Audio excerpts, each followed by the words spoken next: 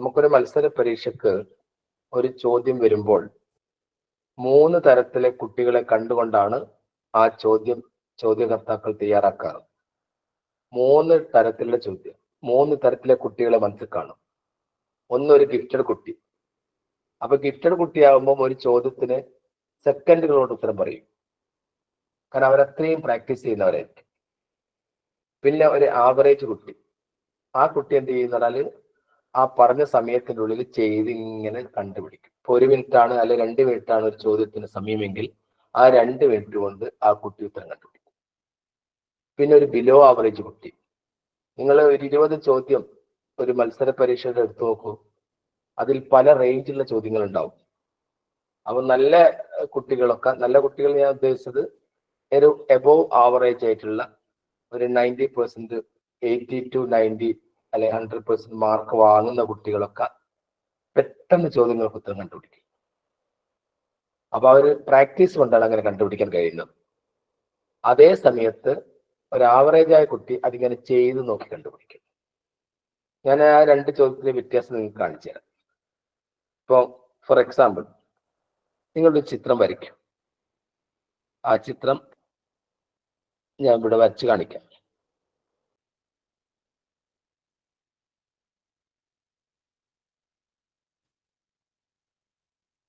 അപ്പൊ നമുക്ക് ഇവിടെ 6 സെന്റിമീറ്റർ കൊടുക്കാം, 6 സെന്റിമീറ്റർ. അപ്പൊ അതിനേക്കാൾ കുറച്ച് വലിപ്പം ഇവിടെ തോന്നിക്കഴിഞ്ഞാൽ ഇവിടെ 8 സെന്റിമീറ്റർ കൊടുക്കാം. എല്ലാം സെന്റിമീറ്ററിലാണ് അളവ് കൊടുത്തിരിക്കുന്നത്. അപ്പൊ സ്വാഭാവികമായിട്ടും ഇത് റൈറ്റ് ആംഗിൾ ട്രയാങ്കിൾ ആണെന്ന് ഞാൻ പറഞ്ഞു കഴിഞ്ഞല്ലോ. അപ്പൊ ഇവിടെയുള്ള ആംഗിൾ 90 ഡിഗ്രി ആയിരിക്കും നിങ്ങൾക്കറിയാം. പക്ഷേ അങ്ങനെയാണെങ്കിൽ എന്റെ ചോദ്യം ഇത് 8ഉം ഇത് 6ഉം ആണെങ്കിൽ ഈ ഒരു സൈഡ് എത്രയായിരിക്കും? 10. ഈ 6നെ നിങ്ങൾ സ്ക്വയർ ചെയ്യുന്നു, 8നെയും സ്ക്വയർ ചെയ്യുന്നു. 8ന്റെ സ്ക്വയർ എത്രയാണ് മക്കളെ? 64. 64. 6നെ സ്ക്വയർ ചെയ്തത് എത്രയാണ്? 36. 36. ഈ 64 36 കൂടി കൂട്ടിയാൽ എത്രയാണ്? 100. ആ 100ന്റെ സ്ക്വയർ റൂട്ട് എത്രയാണ്? 10. പക്ഷെ ഈ ചോദ്യത്തില് ഈ ചേർപ്പ് സ്കൂളിലെ കുട്ടികളിൽ നിന്ന് ഇതിലുണ്ടോ? CNN ചേർപ്പ് ഇല്ല. CNN ചേർപ്പിലെ കുട്ടികൾ ഇതിലില്ല. ശരി, ഇവിടെ 8ഉം കൊടുത്തു, ഇവിടെ 6ഉം കൊടുത്തു. ഈ വശം 10 ആണെന്ന് നിങ്ങൾക്ക് ഞാൻ തരികയും ചെയ്യുന്നുണ്ട്.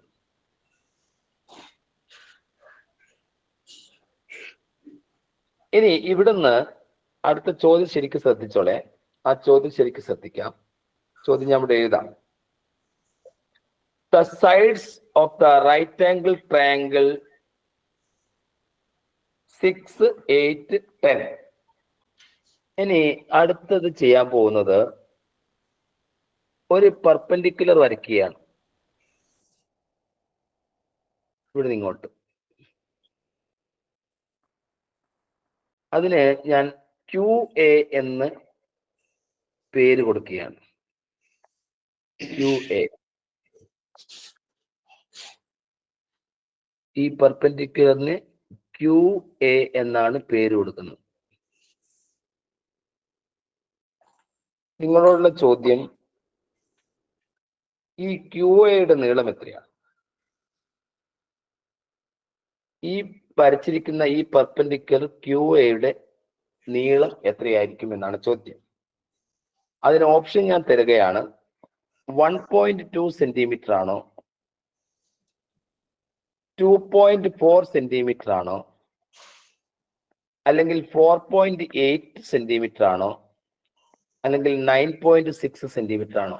ഊഹിച്ച് പറയരുത്, ചെയ്ത് നോക്കി കണ്ടുപിടിക്കാം. ഇത് കണ്ടുപിടിക്കാൻ ഞാൻ നേരത്തെ പറഞ്ഞില്ല, 3 വിഭാഗം കുട്ടികളെ കണക്കിലെടുത്തുകൊണ്ട് ചോദ്യം തയ്യാറാക്കുമ്പോൾ എളുപ്പത്തിൽ ഒരു കുട്ടി ഇതെങ്ങനെ കണ്ടുപിടിക്കാന്ന് പറഞ്ഞാൽ, ഇവിടെയുള്ള 8ഉം ഇവിടെയുള്ള 6ഉം തമ്മിൽ ഗുണിക്കും. 8നെ 6 കൊണ്ട് മൾട്ടിപ്പിൾ ചെയ്യും.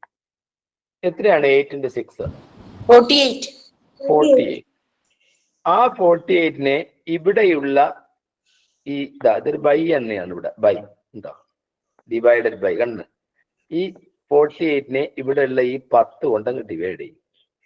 അപ്പൊ ഒന്നുകൂടി പറയാം, 6 into 8 ഡിവൈഡഡ് ബൈ 10 ആണ് ഇത് എളുപ്പത്തിൽ കണ്ടുപിടിക്കാനുള്ള മാർഗം. 6 into 8 എന്ന് പറഞ്ഞാൽ 48 ആണ്. 48നെ 10 കൊണ്ട് ഡിവൈഡ് ചെയ്താൽ എത്രയാണ്? 4.8.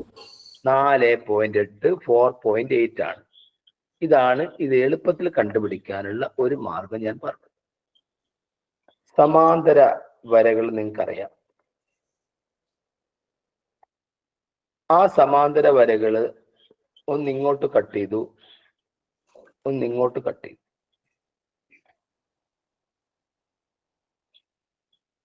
ചോദ്യം ഇതാണ്, ഇവിടെയുള്ള ഈ ആംഗിൾ ഞാൻ നിങ്ങൾക്ക് 120 ആണ് തരുന്നത്, 120 ഡിഗ്രി. ഇവിടെയുള്ള ഈ ആംഗിൾ നിങ്ങൾക്ക് തരുന്നത് 140 ഡിഗ്രിയാണ്.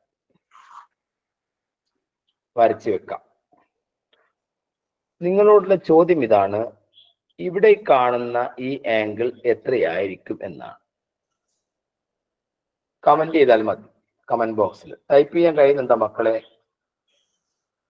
ടൈപ്പ് ചെയ്യാൻ കഴിയുന്നുണ്ടോ? Yes, sir. യെസ്. എങ്കിൽ ടൈപ്പ് ചെയ്തോളൂ എത്രയായിരിക്കുമെന്ന്. ഇത് കണ്ടുപിടിക്കാൻ ഇതിന്റെ മിഡിലൂടെ ഒരു വര നിങ്ങൾക്ക് വരയ്ക്കാം. ആ തെറ്റിക്കാതെ ഒരു വര വരച്ചാൽ, ഒന്ന് ഇത് 120 ആണെങ്കിൽ ഇവിടെ കാണുന്ന ഈ ആംഗിളും കൂടി രണ്ടും കൂടി കൂട്ടിയാൽ നിങ്ങൾക്ക് 180 കിട്ടിയിരിക്കണം. കാരണം സമാന്തര വരകൾക്ക് ഉള്ളിൽ കാണുന്ന ഈ രണ്ട് കോണുകൾക്കും നിങ്ങൾ ഒരു പേര് പഠിച്ചിട്ടുണ്ട്, കോ ഇന്റീരിയർ ആംഗിൾ എന്ന് പഠിച്ചിട്ടുണ്ട്. കോ ഇന്റീരിയർ ആംഗിൾസ് ആർ സപ്ലിമെന്ററി. അതായത് സമാന്തര വരകൾക്കുള്ളിൽ കാണുന്ന ഈ രണ്ട് കോണുകളും കൂട്ടിയാൽ നിങ്ങൾക്ക് 180 കിട്ടേണ്ടത്. പുറത്ത് കാണുന്ന കോ എക്സ്റ്റീരിയർ ആംഗിൾ കൂട്ടിയാലും 180 ആണ് കിട്ടേണ്ടത്. ആ 180 കിട്ടാൻ വേണ്ടിയിട്ടാണ് നമ്മൾ ഇതിന് നടുക്കൂടൊരു വര നമ്മളെ വക അങ്ങ് ഫിറ്റ് ചെയ്ത് കൊടുത്തത്. അങ്ങനെയാകുമ്പോൾ ഇവിടെ 120 ആകുമ്പോൾ ഇത് എത്രയായിരിക്കണം? 60 ആയിരിക്കണം. 60 ആണ്. ഇവിടെ 140 ആകുമ്പോൾ ഇവിടെ എത്രയായിരിക്കണം മക്കളെ? 40 ആണ്. ഇനി ഇത് രണ്ടും കൂടിയും ചേർന്ന് കഴിഞ്ഞാൽ 60ഉം 40ഉം ചേർന്ന് കഴിഞ്ഞാൽ 100 ആണെന്നറിയാം. ഇതിന്റെ ഓപ്പോസിറ്റ് വരുന്നതും 100 ആയിരിക്കും. Sum of 3 consecutive natural number is 333, അതായത് 333. അതിൽ സംശയമില്ല. What is the sum of last and എന്നാണ്, ലാസ്റ്റ് ആൻഡ് ഫസ്റ്റ് നമ്പർ. ആ 10 എന്നുള്ള ആൻഡ് നാക്കിയാൽ പ്രശ്നം തീർന്നു. ഒന്ന് വായിച്ചു കൊടുക്കുമ്പോളെ. The sum of 3 consecutive natural number is 333. What is the sum of last and first number? അതായത് 3 അടുത്തടുത്ത സംഖ്യകൾ തമ്മിൽ കൂട്ടിയപ്പോൾ 333 കിട്ടിയെങ്കിൽ ആദ്യത്തെയും അവസാനത്തെയും നമ്പറുകൾ തമ്മിൽ കൂട്ടിയാൽ എത്ര എന്നാണ് ചോദ്യം. Sum of 3 consecutive number is 333. What is the sum of last and first number? Last and first number. ഇതിന്റെ ആൻസർ കിട്ടാൻ ഞാൻ നിങ്ങളെ സഹായിക്കാം. 333യെ 3 നമ്പറിന്റെ കാര്യമാണ് പറഞ്ഞെങ്കിൽ 3 കൊണ്ട് അങ്ങോട്ട് ഡിവൈഡ് ചെയ്യൂ. 333നെ 3 കൊണ്ട് ഡിവൈഡ് ചെയ്താൽ എത്രയാണ്? 111. 111. ഈ 111 മിഡിൽ നമ്പർ. ഈ മിഡിൽ നമ്പർ 111 ആവുമ്പോൾ അപ്പുറത്തെയും ഇപ്പുറത്തെയും നമ്പർ ആരൊക്കെയായിരിക്കും?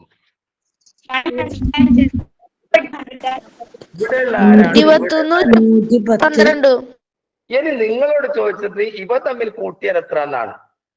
222. അങ്ങനെയല്ല കണ്ടുപിടിക്കുക. ഒറ്റ മിനിറ്റ് തീർത്തോട്ടെ, ഞാൻ പറഞ്ഞു തീർത്തോട്ടെ. ഒരു ഗിഫ്റ്റഡ് കുട്ടി കണ്ടെത്തുന്നത് അങ്ങനെ. നിങ്ങളെല്ലാം ഗിഫ്റ്റഡ് കുട്ടികളാണെന്ന് ഞാൻ മനസ്സിലാക്കുന്നു. ഒരു ഗിഫ്റ്റഡ് കുട്ടി ഒരിക്കലും ഈ 110 കാണാൻ പോവില്ല, ഒരിക്കലും 112 കാണാനും പോവില്ല. പകരം 111 കിട്ടിയ ആ ഗിഫ്റ്റഡ് കുട്ടി 111-നെ ആ കുട്ടി ഇരട്ടി അങ്ങാക്കും, 2 കൊണ്ട് അങ്ങോട്ട് ഗുണിക്കും. അപ്പൊ ആ കുട്ടിക്ക് എത്ര കിട്ടും? 222 കിട്ടും. അപ്പൊ അതെന്താ സംഭവം നോക്കോളെ. 1, 2, 3 ഈ അവസാനത്തെ, അതായത് ഇവിടെയുള്ള നിങ്ങൾ 1, 2, 3 എഴുതി കാണുന്നുണ്ടോ മക്കളെ? ഇങ്ങനെയാണെങ്കിൽ ആദ്യത്തെ 1-ഉം അവസാനത്തെ 3-ഉം കൂടി കൂട്ടിയാൽ എത്രയാണ്? 4 അപ്പൊ നടുക്കുള്ള 2-ന്റെ ഇരട്ടിമാരാണ് 4. അത് തുടർച്ചയായ നമ്പറിന്റെ ഒരു പ്രത്യേകതയാണെന്ന് നിങ്ങൾക്ക് അറിയണ്ടേ? ഇപ്പൊ ഇവിടെ തുടർച്ചയായ വേറൊരു നമ്പർ എടുത്ത് വേറൊരു നമ്പർ എടുത്ത് കാണിച്ചു തരാം. ശരി, ദേവപ്രിയ 10-ൽ താഴെയുള്ള തുടർച്ചയായ 3 നമ്പർ പറഞ്ഞേ. 6, 7, 8. ഓ 6, 7, 8. 6, 7, 8. മോളെ 6-ഉം 8-ഉം കൂടി കൂട്ടിയ എത്രയാ? 14. 14. ആ 14 പകരം നിങ്ങൾക്ക് ഏതിന്റെ ഇരട്ടി കണ്ടാ പോരെ? Yes. അത് തന്നെയാണ് ഞാനും പറഞ്ഞത്. 333-നെ 3 കൊണ്ട് ഡിവൈഡ് ചെയ്താൽ കിട്ടുന്ന 111-ന്റെ ഇരട്ടിയായിരിക്കും ആദ്യത്തെയും അവസാനത്തെ സംഖ്യകൾ തമ്മിൽ കൂട്ടിയാൽ എന്ന കാര്യം നിങ്ങൾക്ക് ഇപ്പോൾ ബോധ്യപ്പെട്ടോ? Yes, sir. Yes. ബോധ്യപ്പെട്ടിട്ടുണ്ടെങ്കിൽ എല്ലാവർക്കും ഒരേ സ്വരത്തിൽ യെസ് എന്ന് പറയാം. Yes. There are 5 Sundays in August. Not 5 Mondays. Which day is August 1st?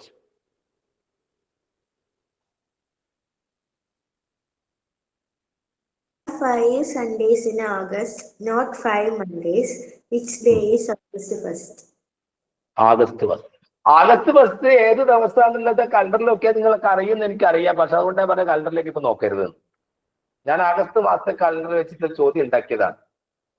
ഇനി ഇതിന്റെ ഉത്തരങ്ങൾ കലണ്ടറിൽ നോക്കി പറയുകയാണെങ്കിൽ വേറൊരു ചോദ്യം കലണ്ടറിൽ കാണാത്ത ഞാൻ വേറെ പറയും. അതുകൊണ്ടാണ് ഇപ്പൊ പറയുന്നത്. There are 5 Sundays in August, not 5 Mondays. എങ്കിലും ആ ഓഗസ്റ്റ് 1-ാം തീയതി മക്കളെ ഏതാഴ്ചയാണ്? ഓഗസ്റ്റ് മാസത്തിൽ 5 സൺഡേസ് ഉണ്ട്, 5 ഞായറാഴ്ചകളുണ്ട്. അത് ശരിയാ, ഞാനിവിടെ കാണുന്നുണ്ട് കലണ്ടറിൽ. പക്ഷേ 5 തിങ്കളാഴ്ചകൾ ഇല്ല. എങ്കിൽ ഓഗസ്റ്റ് 1-ാം തീയതി ഏത് ദിവസമായിരിക്കും? കുട്ടികൾ ടൈപ്പ് ചെയ്യുന്നുണ്ട്, ശരിയാണ്. പക്ഷെ ഇതിലേതെങ്കിലും ഒരു കുട്ടിക്ക് കലണ്ടറിന്റെ സഹായമില്ലാതെ ഇത് എങ്ങനെയാണ് ഫ്രൈഡേ കണ്ടെത്തിയത് എന്ന് പറയാനുള്ള ധൈര്യമുള്ള ഒരു കുട്ടി മുന്നോട്ട് വാ. ജനുവരി, March, May, July, August, October, December. 7 എണ്ണം ഉണ്ടാവും. ശരിയാണ്, 4-ാം ക്ലാസ്സിലൊക്കെ പഠിച്ചതാണ്. ഇനി മോളിന് ഉത്തരം പറയണം. ഇതില് 31 ദിവസങ്ങളുള്ള മാസമാണല്ലോ ഈ പറഞ്ഞ ആഗസ്റ്റ്, ശരിയല്ലേ? വീഡിയോ ഓൺ ചെയ്താൽ പഠിക്കുന്നല്ല പറയുന്ന മനസ്സിലാവും. ആ ആഗസ്റ്റില് 31 ദിവസമുണ്ട് എന്നുള്ള കാര്യം സത്യം. നിങ്ങൾ 31 ദിവസമുള്ള ഒരു മാസത്തെ കലണ്ടർ എടുത്ത് നോക്കിയാൽ നിങ്ങൾക്കൊരു പ്രത്യേകത കാണാം.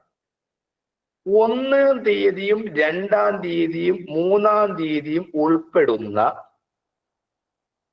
1-ാം തീയതിയും 2-ാം തീയതിയും 3-ാം തീയതിയും ഉൾപ്പെടുന്ന ദിവസങ്ങൾ 5 എണ്ണം ഉണ്ടാവും. അത് ഉറപ്പാണ്. 31 ദിവസമുള്ള ഒരു മാസത്തിലെ ഒരു കലണ്ടറിൽ 1, 2, 3 എന്നീ തീയതികൾ ഉൾപ്പെടുന്നത് 5 എണ്ണം ഉണ്ടാവും. ഇപ്പൊ ഉദാഹരണത്തിന് ഓഗസ്റ്റ് 31 ദിവസമാണ്. അതിൽ 1-ാം തീയതി വെള്ളിയാഴ്ചയാണ്, 2-ാം തീയതി ശനിയാഴ്ചയാണ്, 3-ാം തീയതി ഞായറാഴ്ചയാണ്. കലണ്ടർ എടുത്ത് നോക്കിയോളൂ. അവിടെ 1, 2, 3 ഉൾപ്പെടുന്നവയൊക്കെ 5 എണ്ണവും ബാക്കിയുള്ള ദിവസങ്ങളൊക്കെ 4 ഉണ്ടാവും. അപ്പൊ അവിടെ 4ഉം 5ഉം മാത്രമേ ഉണ്ടാവൂ ഒരു കലണ്ടറിൽ. അപ്പൊ 4ഉം 5ഉം ഉണ്ടാവെങ്കിൽ ഈ ചോദ്യം ഉണ്ടാക്കിയത് നോക്ക്, നല്ല രസമുള്ള ചോദ്യമാണ്, അതുകൊണ്ടായി പറയാൻ കാര്യം.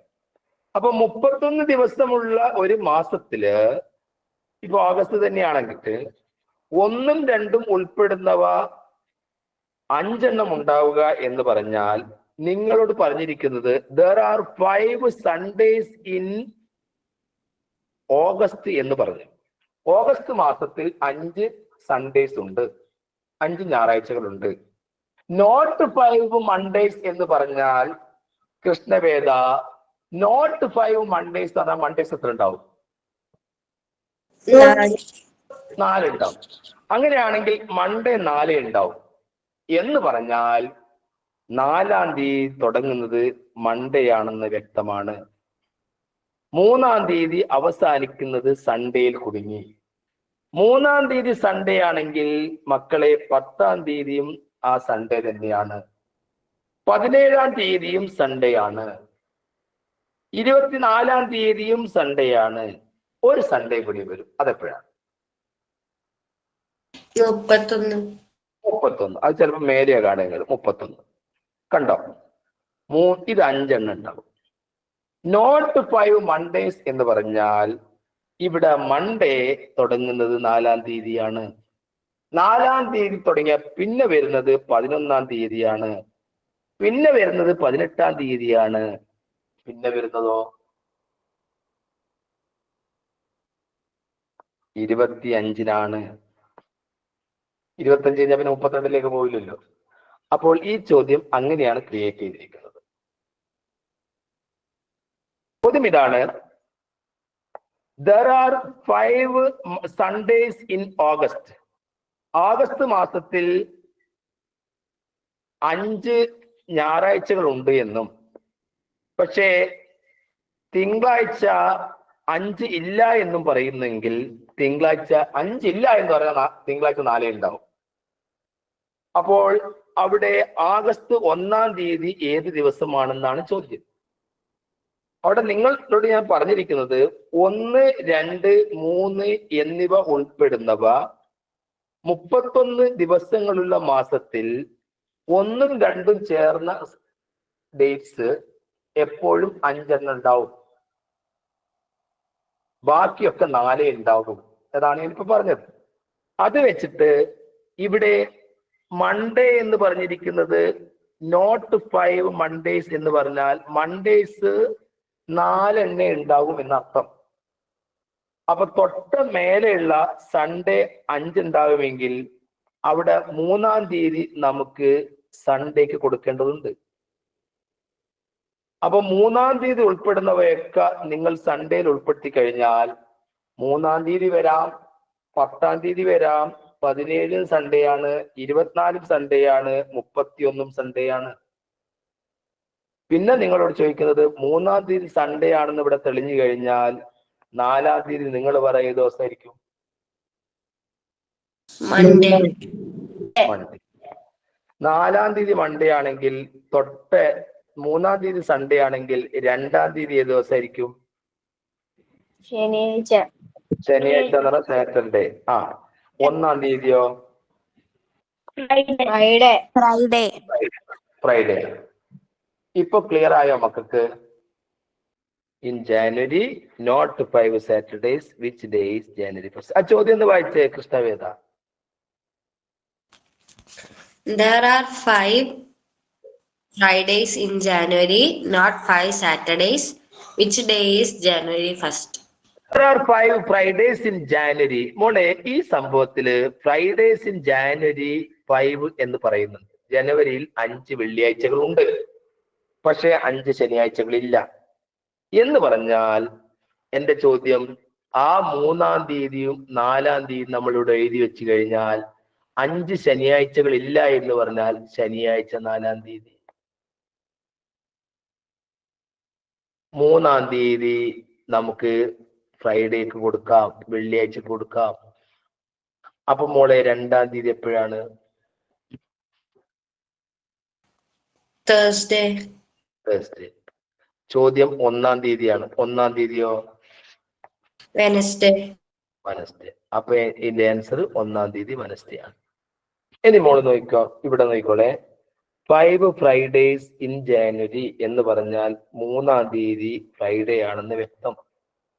3 കഴിഞ്ഞ് 10-ാം തീയതിയും ഫ്രൈഡേ അല്ലേ?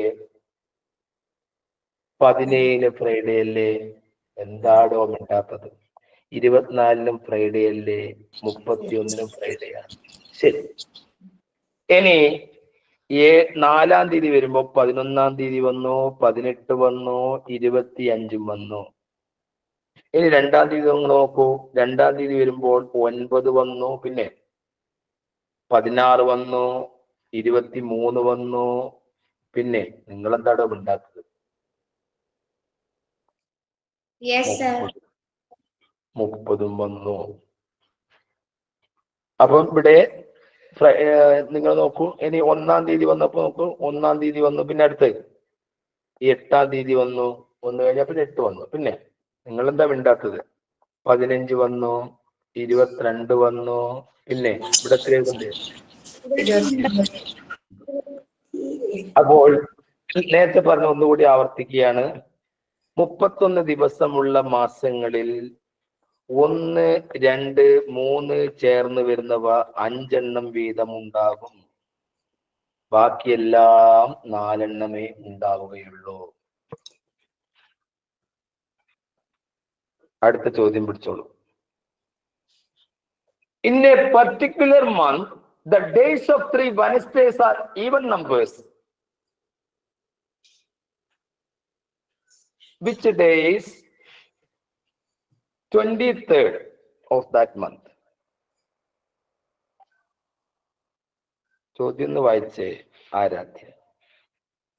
In a particular month, the days of 3 Wednesdays are even numbers. Which days 23rd of the month? അതും നല്ല ചോദ്യമാണ്. മലയാളം ഇതാണ്: ഒരു പ്രത്യേക മാസത്തിൽ 3 ബുധനാഴ്ചകൾ ഇരട്ടകളാണ്. ബുധനാഴ്ച 3 ഇരട്ടകളാണ്, ഇരട്ട സംഖ്യകളാണ്. എങ്കിൽ ആ മാസത്തെ 23-ാം തീയതി ഏത് ദിവസം? അതും കലണ്ടറായിട്ട് ബന്ധപ്പെട്ട ചോദ്യമാണ്. എല്ലാ മത്സര പരീക്ഷയ്ക്കും കലണ്ടറിന് ചോദ്യം ഉണ്ടാവും. ഇനി എന്റെ ചോദ്യം, ഏറ്റവും ചെറിയ ഈവൻ നമ്പർ ഏതാണ്? 2.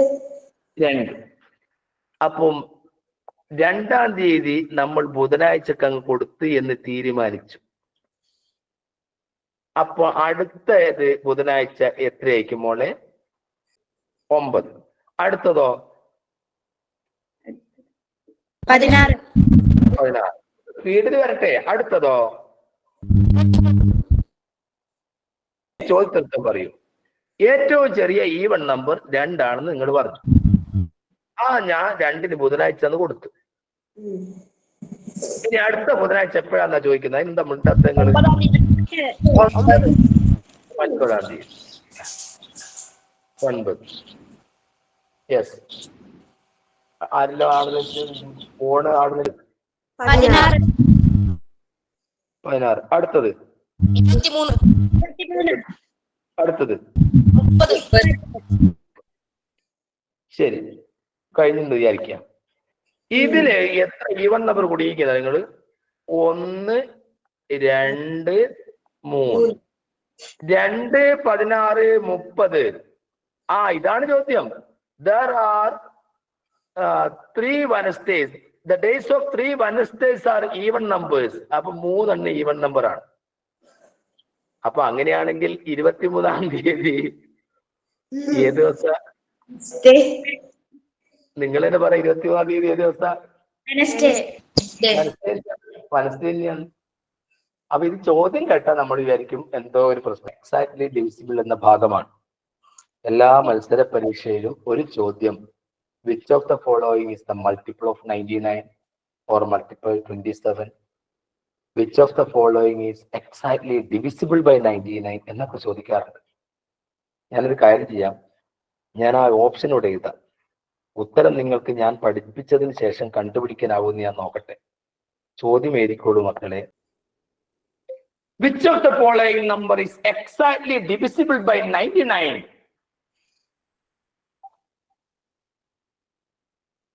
മലയാളം ഇതാണ്. താഴെ കൊടുത്തിരിക്കുന്ന സംഖ്യകളിൽ 99 കൊണ്ട് നിശേഷം ഹരിക്കാൻ കഴിയുന്ന സംഖ്യ ഏതാണ്? താഴെ കൊടുത്തിരിക്കുന്ന സംഖ്യകളിൽ 99 കൊണ്ട് നിശേഷം ഹരിക്കാൻ കഴിയുന്ന സംഖ്യ ഏതാണ് എന്നാണ് ചോദ്യം. ആ ചോദ്യത്തിന്റെ ഓപ്ഷൻ ഞാൻ ഇവിടെ എഴുതാം. മക്കൾ ഓപ്ഷൻ എഴുതിയെടുത്തോളൂ. Option A. കേൾക്കാമോ? Yes sir. ദേവപ്രിയാണ് ഇനി ഒന്ന് വായിക്കേണ്ടത്. ഇത് എത്രയാണ് വായിക്കുക? 123. 1234. ഇപ്പോഴോ? 12,345. ഇപ്പോഴോ? 1,23,456. ഇപ്പോഴോ? 12,34,567. ഇപ്പോഴോ? 1,23,45,678. അപ്പോ ഞാൻ നിങ്ങൾക്ക് ഇത്തരം സംഖ്യകൾ വായിക്കാനുള്ള ഒരു എളുപ്പമാർഗം പറഞ്ഞു തരാം. അപ്പോഴാണ് നിങ്ങൾക്ക് നിഷ്പ്രയാസം വായിക്കാൻ പറ്റുക. ഇനി മേലെ ശ്രദ്ധിച്ചോളൂ. ഏതൊരു ചോദ്യം ഇങ്ങനെ വന്നു കഴിഞ്ഞാലും ആദ്യം നിങ്ങൾ ചെയ്യേണ്ടത് 3 എണ്ണം കട്ട് ചെയ്യുക. ആ 3 എണ്ണം കട്ട് ചെയ്ത അവസാനത്തെ 3 എങ്ങനെ വായിക്കും കൃഷ്ണവേദ? 456. അങ്ങനെ 3 എണ്ണം കട്ട് ചെയ്താൽ പിന്നെ 2 എണ്ണം കട്ട് ചെയ്യുക. അപ്പം ദേവപ്രിയ ഇവിടെ 3 എണ്ണം കട്ട് ചെയ്തു, 486 വായിച്ചു. പിന്നെ 2 എണ്ണം കട്ട് ചെയ്താൽ എങ്ങനെ വായിക്കാൻ പറ്റും? 23,000. അങ്ങനെ വായിക്കാൻ പറ്റും. അപ്പൊ ഇവിടെ നിങ്ങൾക്ക് ഈ ചോദ്യം കിട്ടിക്കഴിഞ്ഞാൽ ഇടയ്ക്ക് ഒരു 0 ഒക്കെ വന്നു കഴിഞ്ഞാൽ നിങ്ങൾക്ക് ഈ പ്രശ്നങ്ങൾ വരാം. അതിന് എളുപ്പമുള്ള മാർഗം ഈ 330 കട്ട് ചെയ്തങ്ങ് മാറ്റുക. 3 എണ്ണം ശ്രദ്ധിക്കുക. 3, 2, 2, 2, 2 എന്നീ ക്രമത്തിൽ വായിക്കണം. അപ്പൊ ഇവിടെ 330 പിന്നെ 06 1 വരും. അങ്ങനെയാണ് നേരത്തെ ആ കുട്ടിക്ക് ഇങ്ങനെ ലേശം ഈ മറ്റത് വായിക്കുമ്പോൾ ചെറിയൊരു പ്രശ്നം വന്നത് ഇടയ്ക്കൊരു 0 വരുമ്പോൾ ഉണ്ടാകുന്ന പ്രശ്നമാണ്. അതിനുള്ള എളുപ്പമാർഗമാണ് 3 എണ്ണം കട്ട് ചെയ്യുക, 2 എണ്ണം കട്ട് ചെയ്യുക, 3 എണ്ണം കട്ട് ചെയ്യുക, 2 എണ്ണം. എത്ര വലിയ സംഖ്യയായി 3 എണ്ണം കട്ട് ചെയ്യുക, 2 കട്ട് ചെയ്യുക, 2 കട്ട് ചെയ്യുക, 2 കട്ട് ചെയ്യുക. ചിലപ്പോൾ അവസാനം 1 ഉണ്ടാവും, പ്രശ്നമൊന്നുമില്ല. അങ്ങനെ വായിച്ച് ശീലിച്ചാൽ മതി എന്ന് ഓർപ്പിക്കുകയാണ്. ഈ ചോദ്യം നിങ്ങളുടെ കയ്യിൽ കിടക്കട്ടെ. ഈ ചോദ്യത്തിന്റെ ആൻസർ കണ്ടുപിടിക്കുന്നതിന് മുമ്പ് ഇതിന്റെ മുമ്പ് കുറച്ച് കാര്യങ്ങൾ നമ്മൾ മനസ്സിലാക്കേണ്ടതുണ്ട്. അത് ഇന്ന് ചർച്ച ചെയ്യണോ അതല്ലെങ്കിൽ അടുത്ത ക്ലാസ്സിൽ ചർച്ച ചെയ്താൽ മതിയോ എന്ന് നിങ്ങൾ തീരുമാനിക്കൂ.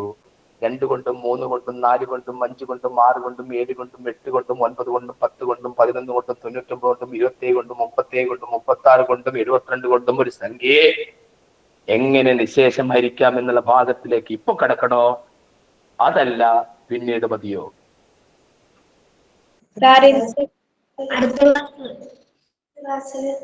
അടുത്ത ക്ലാസ്സിൽ മതി.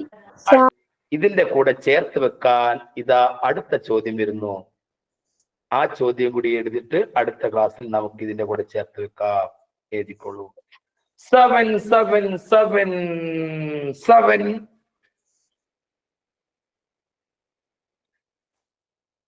എത്ര 7 ആണ് ദേവപ്രിയ ഉള്ളത്?